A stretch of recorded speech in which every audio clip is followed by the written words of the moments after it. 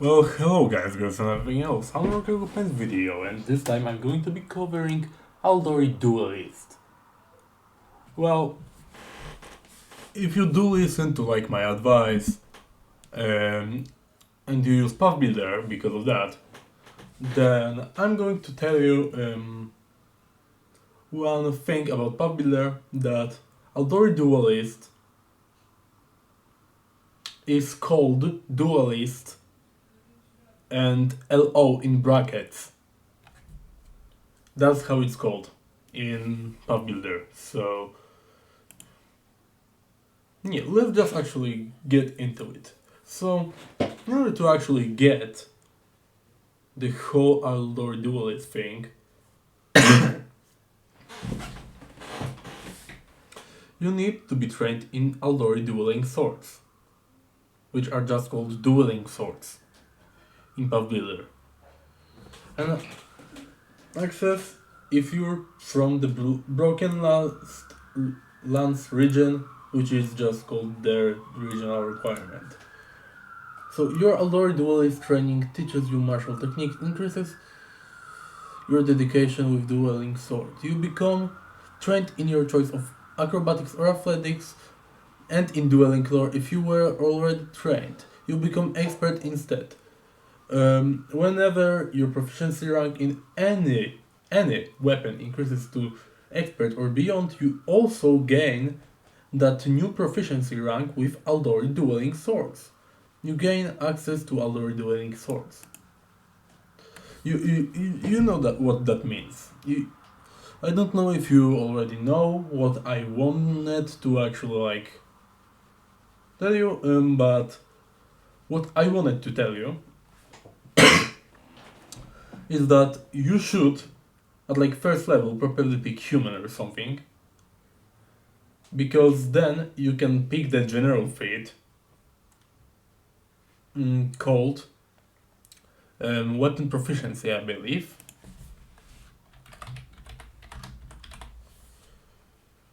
Yeah, as a gunslinger. You have already martial weapons and stuff like this that are pretty good, like martial weapons, so you will get access to advanced weapons, and then at level 2 you can take that feat. And then you can use an Aldori dueling sword together with your gun as a drifter gunslinger.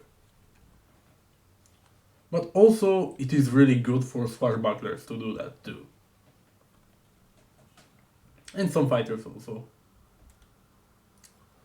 Even though with fighter you don't even need to take this dedication to actually get this.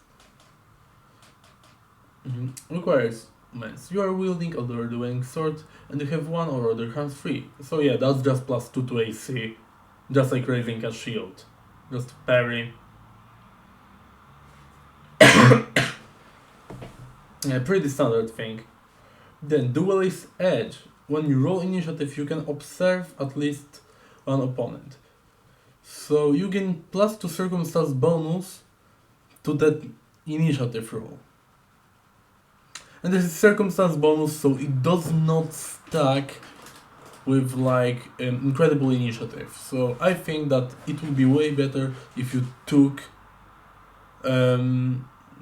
the incredible initiative feat. But also you can immediately interact to draw your sword.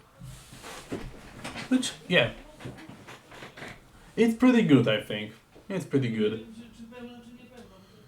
But if you're playing the gunslinger, you will probably have something else, like with the sniper.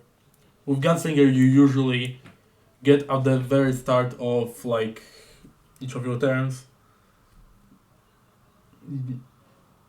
You can just,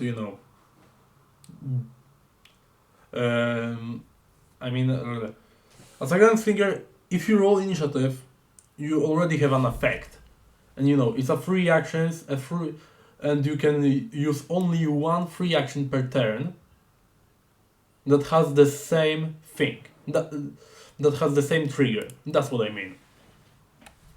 So it doesn't work with initiative, so that's why I think incredible initiative is just better.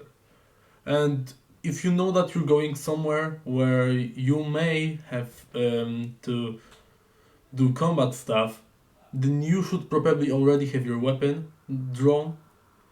Or there's another possibility where you can use ready action outside of combat and set the trigger as you roll initiative and make this action drawing a weapon. That's also what you can do.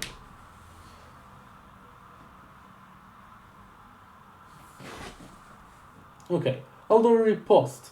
Prerequisites, Aldori Parry. So yeah, make a melee strike or use disarm against the triggering opponent that using your Aldori Dueling Sword, if the enemy critically fails the strike. So I don't know how it works with your multiple attack penalty, but it doesn't say anything, so I think that it starts with multiple attack penalty. And also unnerving powers, which when you crit on a strike or disarm with your Aldori Dueling Sword, you can attempt to demoralize your target, and this demoralized attempt does not have the auditory trait, nor do you take penalty to a check if the target doesn't understand your language. Makes sense. And saving slash, which if an opponent critically hits you, you can whirl your blade to deflect enough momentum to avoid it, and then you make a DC 16 flat check, which means that you have like 25% chance, I think. And if you succeed, the attack becomes a normal hit instead of a crit. So yeah, you can use your reaction to give yourself 25% chance to actually not get critically hit. Which, yeah, it's pretty cool. It's pretty cool, I think. Personally, I wouldn't find that as a huge thing, because, you know, you can just have a champion that has like divine reflexes that can just negate the damage completely. Redeemer champion, it's called.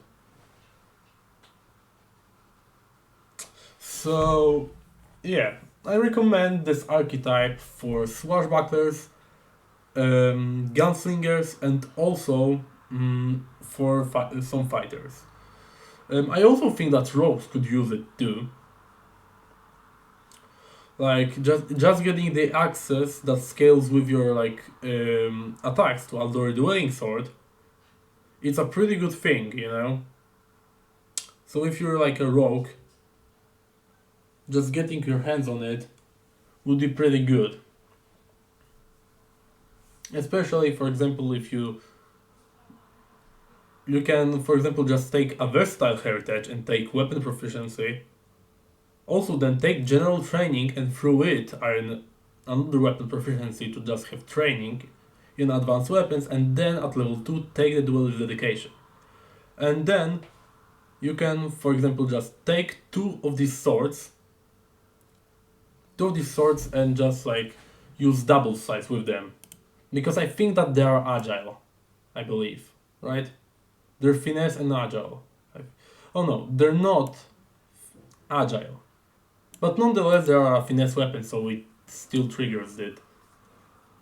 So we can still pull off like 2 hits per turn with like a d8 of damage. Even though technically short swords would be probably better if you already have like a Thanatos foe in front of you.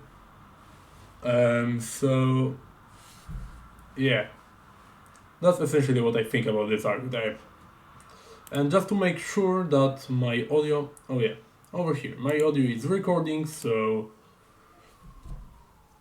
yeah, that's pretty much it. I'm going to like go over other ones in other videos, so yeah, stay tuned for that.